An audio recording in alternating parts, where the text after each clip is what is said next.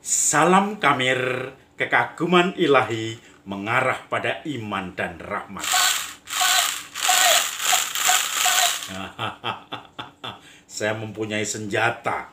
Ini saya sebagai tentara yang selalu mempunyai senjata kemanapun.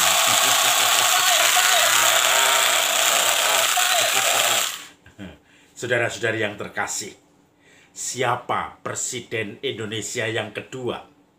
Tentu saja kita semua kenal presiden yang sangat lama menjadi presiden di Indonesia, Bapak Soeharto. Bapak Soeharto kita tahu kekasannya. Kalau Anda macam-macam, habis Anda. Dan saudara-saudari yang terkasih, saya teringat bagaimana filosofinya sebagai seorang jenderal dan pemimpin Jawa. Dia mengatakan, ya saudara-saudari, untuk menteri daripada pertanian harus kerja keras supaya swasembada beras. Ya, maka ojo gumunan, ojo kagetan, ojo dumeh. Jangan terheran-heran, mudah terheran-heran. Jangan mudah terkagum-kagum. Jangan mudah terkaget-kaget. Dan jangan sok kalau sudah mendapat sesuatu. Ojo dumeh, jangan sok. Saudara-saudari yang terkasih, ojo jangan mudah heran, mudah kagum, ojo gumunan, jangan mudah kagum, jangan mudah terkaget-kaget, ojo kagetan, dan jangan sok kuasa atau ojo dumeh yang kadang-kadang menekan orang lain. Kalau sudah punya kuasa, sudah punya jabatan, sudah punya power. Tetapi untuk yang pertama saya tidak setuju. Ojo gumunan. Kenapa tidak boleh gumunan? Kan orang gumunan itu adalah orang yang kagum. Kalau orang kagum, itu adalah asal mula dari iman. Asal mula dari penemuan-penemuan. Ketika kita kagum akan alam semesta, akan anomali-anomali. Kita kagum akan sesuatu yang terjadi di alam ini. Maka akan mengarahkan kepada penelitian-penelitian, penemuan-penemuan, dan akhirnya itu menjadi peradaban baru. Dan lama-lama ketika sudah sampai pada metafisika, itu menjadi iman di mana kita kagum akan ciptaan Tuhan di dunia ini. Maka perintah atau filosofi yang dikatakan Pak Harto, ojo gumunan, itu tentu saja kadang memang konotasi negatif, tetapi dalam hal ini kita harus gumunan, kita harus mudah kagum, mudah mensyukuri, mudah melihat karya Tuhan di dalam alam semesta yang mengarahkan kita pada pencarian-pencarian, yang mengarahkan kita pada penemuan-penemuan, hukum-hukum alam yang kadang masih belum diketemukan. Anomali-anomali atau keanehan-keanehan di alam. Kita harus kepingin tahu apa di balik itu. Kita harus bertanya. Dan pertanyaan itu awal dari kekaguman. Kenapa matahari terbit selalu di sebelah timur dan terbenam di sebelah barat? Kenapa ada komet-komet yang hanya muncul 300 tahun sekali? Nah, saudara-saudari yang terkasih, kekaguman itu justru mengarahkan kepada iman kita. Saya teringat ketika saya main di rumah teman saya. Ada teman saya yang punya motor Indian Racer tahun 1916. Tentu saja harganya sudah miliaran. Dan saya merasakan tahun 1916 ada mesin dengan tenaga 1000 cc dengan motor yang hanya mirip sepeda. Maka tidak heran menurut berita-berita dari katalog bahwa pada tahun itu motor ini, Indian Racer ini, memakan banyak korban. Karena satu untuk balapan, untuk kejar-kejaran di tempat di mana seperti dum begitu ya, eh, velodrome atau tempat yang melingkar tetapi luas dan itu hanya muter terus, tidak ada remnya. Dan juga nanti kalau mati berhenti kalau sudah habis BBM, dan mesinnya saya lihat kalau dicoba itu seperti giant raksasa. Maka bagi orang lain mungkin tidak kagum, tapi saya yang mengagumi mesin. Dan pada tahun 1916 sudah ada motor 1000 cc. Sungguh sesuatu namanya peradaban baru. Saudara-saudari yang terkasih, itu hanya satu sisi. Suatu saat ada orang ketika gempa di Jogja itu kurang lebih tahun 2005. Gempa di Jogja, tiba-tiba rumahnya seakan-akan mau roboh. Seorang bapak yang baru tidur di situ.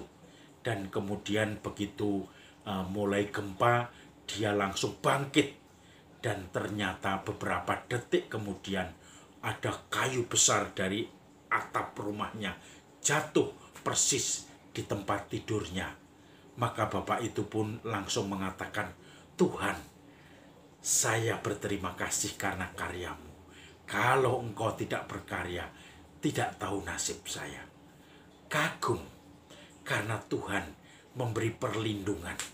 Dialah gunung batuku. Nah, ini sesuatu yang menarik. Saudara-saudari yang terkasih, Injil hari ini rupanya bicara juga tentang orang-orang sederhana yang sering mengagumi hal-hal yang sepele. Tetapi orang-orang yang kadang-kadang tidak pernah mengagumi hal sepele. Karena orang sudah merasa saya cukup. Maka ada hal-hal yang kecil yang tentu saja bagi mereka tidak membuat kagum. Injil dari Matius. Sekali peristiwa berkatalah Yesus, Aku bersyukur kepadamu ya Bapa, Tuhan langit dan bumi, sebab semuanya itu kau sembunyikan bagi orang yang bijak dan orang pandai, tetapi kau nyatakan kepada orang kecil. Ya Bapa, itulah yang berkenan di hatimu. Semua telah diserahkan oleh Bapakku kepadaku. Dan tidak seorang pun mengenal anak selain Bapa, dan tidak seorang pun mengenal Bapa selain anak, serta orang-orang yang kepadanya anak berkenan menyatakannya. Saudara-saudari yang terkasih, aku bersyukur kepadamu, sebab semuanya itu kau sembunyikan bagi orang yang bijak, orang yang pandai, orang yang merasa diri sudah memumpuni, sudah merasakan kebijaksanaan, sudah sampai kepada kepandaian tertinggi. Karena dengan demikian, mereka tidak mau merasa kagum lagi akan karya Tuhan. Tetapi semua kau nyatakan kepada orang kecil. Maka orang-orang kecil tadi, yang kadang-kadang bersyukur karena sesuatu yang mungkin hanya sederhana dalam hidupnya, tetapi dia melihat Tuhan di dalam campur tangan itu. Suatu saat saya berkali-kali men-sharingkan pengalaman saya ini. Ketika saya frater, kami berdua-dua diutus untuk namanya peregrinasi, pesiarahan. Selama 10 hari berjalan kaki dan minta-minta untuk makan dan untuk menginap. Saya dulu rutenya 10 hari dari Terminal Ledeng di Lembang menuju ke Ciater dan seterusnya, finishnya di Tegal. Dan kemudian selama 10 hari itu kami selalu minta-minta dan harus jalan kaki terus. Tetapi yang paling utama, kemana-mana harus membawa air putih di dalam jerigen supaya kesehatan kami selalu terjaga kalau banyak minum air putih. Nah, ada satu yang menarik. Ketika siang-siang kami kepanasan, tentu saja panas-panas harus tetap berjalan karena rata-rata 40-50 km per hari. Kalau sudah capek kadang 30, itu harus kami tempuh setiap hari. Maka kalau tidak mau jalan ya tidak sampai-sampai. Kami jalan-jalan panas dan tentu saja hanya minum dengan air putih yang ada atau kami bawa dalam jerigen. Kami berdua-dua, masing-masing membawa tas ransel sama jerigen minum. Maka saya selalu mententeng jerigen itu karena sewaktu-waktu saya bisa minum. Kalau habis nanti bisa minta lagi. Kalau air putih banyak, gampang diberi. Tetapi suatu saat kami berdua ini diundang oleh, kami tidak minta-minta waktu itu, hanya jalan. Mungkin seorang ibu yang punya warung melihat kami kecapean, kepanasan. Kemudian kami dipanggil berdua. Dia memberi es Apollo atau es yang panjang seperti ini, dan kemudian diplastiki dan diikat dengan karet itu. Saya diberi 2, teman saya frater satu lagi diberi 2. Maka kami makan es Apollo itu yang kami kenyut karena digigit-gigit begini, itu dengan penuh syukur. Tuhan, begitu baiknya Engkau. Karena apa? Karena kami tidak minta pun ada orang memanggil kami yang punya warung, mengorbankan 4 esnya, kemudian kami minum, kami santap dengan semangat karena waktu itu panas sekali. Nah, ini syukur hanya diberi es 2 saja, es tong-tong atau es Apollo, itu saya merasakan Tuhan sungguh baik dan itu menyegarkan badan kami. Ada satu lagi, ketika kami juga sedang jalan, panas-panas, kami tidak tahu kenapa tiba-tiba seorang ibu muda memanggil kami di depan terasnya. Kami disuruh duduk. Dan kemudian ibu itu membuatkan kopi dan akhirnya mengeluarkan snack-snack yang ada di rumahnya. Dan kami tidak minta pada waktu itu. Tetapi itu terjadi. Ibu itu mengatakan, memang alasannya masuk akal, mengatakan bahwa saya takut kualat karena mas-mas ini kelihatannya dari pondok, mungkin dikira pondok pesantren. Tetapi yang jelas adalah kami mengatakan tidak, kami anak muda yang prihatin karena mencari pekerjaan. Orang Jawa punya kebiasaan prihatin, semoga kami segera mendapatkan pekerjaan. Itu yang kami katakan. Dan kami merasa senang. Ibu itu pun juga merasa senang karena kopi di siang hari kami nikmati dengan lahap. Apalagi snack-snack yang ada di toples-toples, kami sikat juga dengan lahap. Kami merasakan, Tuhan, Engkau begitu baik karena Engkau memberkati kami tanpa kami bersusah payah minta. Tetapi orang tergerak hatinya untuk memberi sesuatu bagi kami, walaupun sederhana. Mungkin bagi orang lain, snack dan kopi atau es itu tidak ada gunanya, tidak ada harganya bagi orang yang cerdik dan pandai, orang yang kaya, orang yang sudah merasakan mampu dimanapun dan sudah merasakan tidak membutuhkan orang lain bantuannya.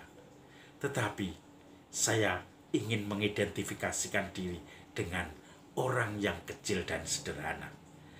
Tetapi Engkau nyatakan kepada orang kecil sederhana, yaitu bagaimana Tuhan berkarya, Tuhan menggerakkan orang untuk menolong dan menjamin hidup kami. Dan kami bersyukur pada Tuhan. Maka saudara-saudari yang terkasih, mari kita coba temukan rahmat-rahmat Tuhan, belas kasih Tuhan yang selalu diberikan kepada kita. Dan jangan lupa, kita kagum, kita bersyukur, kita bertanya, apa maksud Tuhan dengan segalanya ini? Sehingga akhirnya makin hari iman kita makin dikuatkan.